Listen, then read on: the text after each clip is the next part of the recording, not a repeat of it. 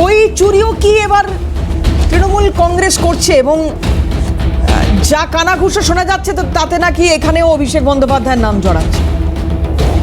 তাহলে অভিষেক বন্দ্যোপাধ্যায় কয়লা, বালি, গরু, এই যা যা দুর্নীতি, যা যা পাচার, যা যা চুরি হয়েছে সব টাকা তার বাড়িতে গিয়েছে, কামাক স্ট্রিট পর্যন্ত পৌঁছেছে।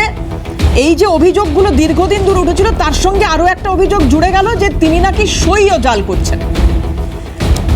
এত দুর্দিন অভিষেক বন্দ্যোপাধ্যায়ের এলো যে তাকে সইও জাল করতে হচ্ছে। আজকে সিআইডির আধিকারিকরা অভিষেক বন্দ্যোপাধ্যায়ের বাড়িতে গিয়েছিলেন, কিছুক্ষণ আগে বেরিয়েও গিয়েছেন, যদিও উনি অসুস্থ এটা বলা হয়েছে, এবং তার বাড়ির একজন মেম্বার মানে কর্মচারীর হাতে একটি নোটিশ দিয়ে সিআইডির আধিকারিকরা বেরিয়ে গেছে। এখন কথা হচ্ছে যে অভিষেক বন্দ্যোপাধ্যায় কতদিন অসুস্থ থাকবেন, কারণ বিভিন্ন জায়গায় উনি সময় চেয়ে রাখছেন। কোথাও পুরসভার কাছ থেকে সময় চেয়ে রাখছেন, কোথাও সিআইডির কাছ থেকে সময় চেয়ে রাখছেন। এই সময় চাওয়াটা কতদিন চলবে, মানে এই নাটকটা কতদিন চলবে অভিষেক বন্দ্যোপাধ্যায়ের, সেটা তো সেই প্রশ্ন তো থাকছেই। এবার বিষয়টা হচ্ছে এই কেলেঙ্কারিটা সামনে এনে ফেলেছেন ওনারই বিধায়ক, ওনারই মানে তৃণমূল কংগ্রেস দলেরই দুজন বিধায়ক, যদিও এই মুহূর্তে তারা বহিষ্কৃত। তাদের মধ্যে একজনের নাম হচ্ছে ঋতব্রত বন্দ্যোপাধ্যায় এবং অপরজনের নাম হচ্ছে সন্দীপন সাহা। আমরা সন্দীপন সাহার সঙ্গে কথা বলেছিলাম। আমি একটা চিঠি দেখাই তার আগে, দেখতেও পাচ্ছেন এই মুহূর্তে টেলিভিশন স্ক্রিনে। এই হচ্ছে সেই চিঠিটা, হয়তো আপনাদের পক্ষে খুব একটা পরিষ্কার করে বোঝা সম্ভব নয়, তাও আমি একবার বলার চেষ্টা করি। এই চিঠিটা স্পিকারকে দেওয়া হয়েছে। স্পিকারকে দেওয়ার পরে শুভেন্দু অধিকারী, মাননীয় মুখ্যমন্ত্রী, আজকে এই দুই বিধায়কের নাম করে বলছেন যে এরা এরকম একটি মারাত্মক অভিযোগ করেছেন। প্রথমে দুটো বিষয় এখানে একটু আপনাদের শোনাতে চাইবো। মাননীয় মুখ্যমন্ত্রী শুভেন্দু অধিকারী তিনি কি বলেছেন, ঋতব্রত বন্দ্যোপাধ্যায় এবং সন্দীপন সাহা তাদের নাম করে তারা কি অভিযোগ করেছেন, শুভেন্দু অধিকারীর বক্তব্য, এবং পাশাপাশি যখন আমাদের প্রতিনিধি সন্দীপন সাহার সঙ্গে কথা বলছেন, দলের বিরুদ্ধে ক্ষোভ উগরে দিচ্ছেন তিনিও। শোনাবো কি বলেছেন মাননীয় মুখ্যমন্ত্রী। প্রথমে শুভেন্দু অধিকারী কি বক্তব্য দেন।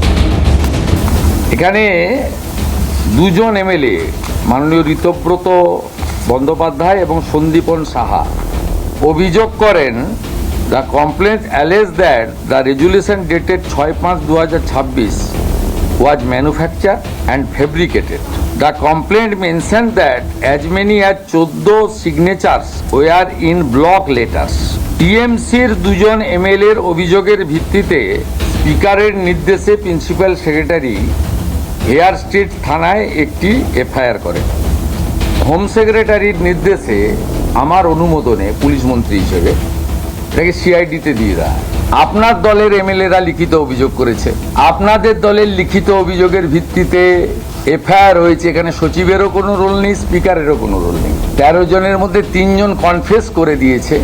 এই তঞ্চকতা, এই প্রতারণা, এই ধরনের সই দুর্নীতি নিজের দলের বিধায়কদের সঙ্গে নিজেরা যেটা করেছেন, আমরা আমাদের পুলিশ, রাজ্যের পুলিশ, বিএনএস এর অন্তর্গত যা করার করবে, এবং যারা তদন্তে সহযোগিতা করবেন নিশ্চয়ই তাদের কথা তদন্তকারীরা একরকম ভাববেন, আর যারা তদন্তে অসহযোগিতা করবেন তাদের জন্য আইনে যা আছে তাই হবে।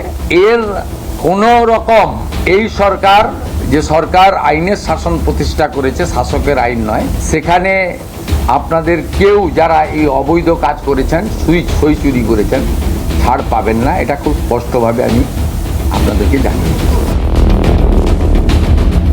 এবার একটু শোনাবো আপনাদের সন্দীপন সাহা কি বলেছেন। নৈতিকতার কাজ করলে এই দলে দল বিরোধীই হয়। যারা অনৈতিক কাজ করে দল তাদেরকে পুরস্কৃত করে, আর যারা নৈতিকতা নিয়ে এগোতে চায়, নিয়ম বহির্ভূত কাজের যারা প্রতিবাদ করে, দল তাদেরকে পুরস্কার হিসেবে বহিষ্কার করে। এটাই এই দলের নীতি। এই নীতির জন্যই দলের আজ এই দুরবস্থা। দলের তরফ থেকে যে চিঠি জমা দেওয়া হয়েছিল বিরোধী দলনেতার জন্য, সেখানে যে সইয়ের সমস্যা ছিল, শুভেন্দু অধিকারী মুখ্যমন্ত্রী তিনিও আজকে বলেছেন আপনাদের কথা, আপনারাই অধ্যক্ষের কাছে জানিয়েছেন। মাননীয় মুখ্যমন্ত্রী তো বলেই দিলেন সেই একটা অ্যাটেন্ডেন্স খাতাকে রেজলিউশনে পরিণত করে বহু বিধায়ক যেখানে উপস্থিত নেই তাদের ব্লক লেটারে তাদের নাম লিখে সেটাকে জমা দেওয়া হলো রেজলিউশন হিসেবে। এর চেয়ে নিয়ম বহির্ভূত কাজ কি হতে পারে? এই প্রশ্নের জবাব আজকে দলের সর্বোচ্চ নেতৃত্বকে দিতে হবে। শেষ প্রশ্ন করি, আপনার কি মনে হয় এই তৃণমূল কংগ্রেস দলটা থাকবে? এটা আগামী দিন দেখতে পারবেন। জনগণ তো কিছুটা রায় দিয়েই দিয়েছে, বাকি রায় আগামী দিন দিয়ে দেবে। সন্দীপন, বাকি রায় জনগণ দেবে, কিন্তু তার আগে যে ডামাডোলটা চলছে, তৃণমূল কংগ্রেসটা থাকবে কিনা সেটা নিয়ে সন্দিহান এই মুহূর্তে বহিষ্কৃত তৃণমূলের এই বিধায়ক।